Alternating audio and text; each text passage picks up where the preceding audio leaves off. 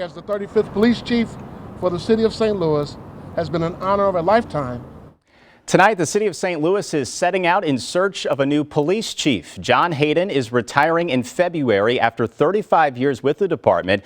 This is a job that matters to our entire region. Crime remains a big concern, and St. Louis must succeed. News 4's Jenna Ray is hearing from residents and city leaders in what they want in a new top cop. Jenna?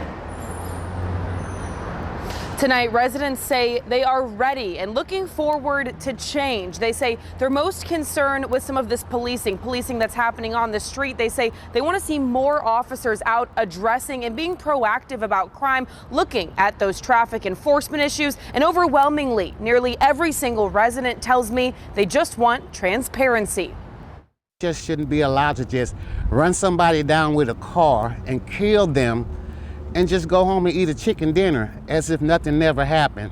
Rodney Jones, a lifelong St. Louis resident, knows that scenario far too well.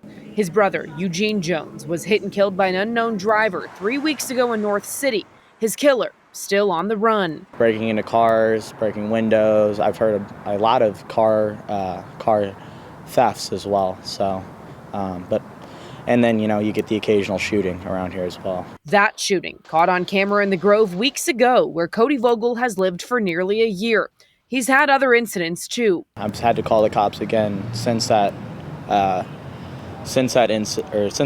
incident, and I don't think that they even showed up after they called. Because I waited outside for about 30 minutes after calling the police the last time, and I didn't see anybody come. What Rodney Jones and Cody Vogel hope for is change. I hope the next police chief for the city of St. Louis would engage the community more, would build trust and bridges between the police department and the community, and just kind of work together. You need a wartime leader coming into here that's not going to just govern on the basis of stability and maintenance. You need someone who's going to come in here and enact really radical change to, turn the tidal wave of crime that's coming over this city. Some city leaders tell News 4 they agree. How about a chief that represents the whole city, that understands that crime, if it keeps going the way it's going, is going to cause people to leave?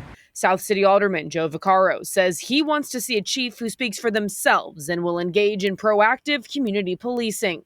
Vaccaro and North City Alderman Brandon Bosley both say transparency among a chief, their officers, city leaders, and their constituents is crucial. But it's all on the way that they do what it is that they're doing, the protocols that they utilize, and what it is the community sees when these officers walk up and address them as a community.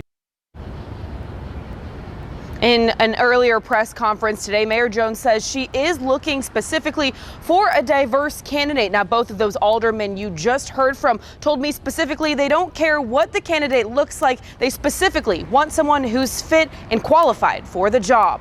And Jenna, as we look ahead, what's the process of selecting a new chief?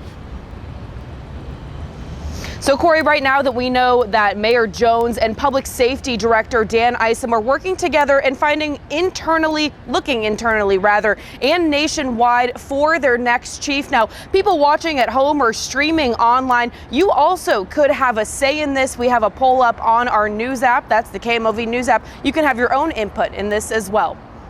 All right, Jenna Ray live for us tonight at City Hall. Thank you.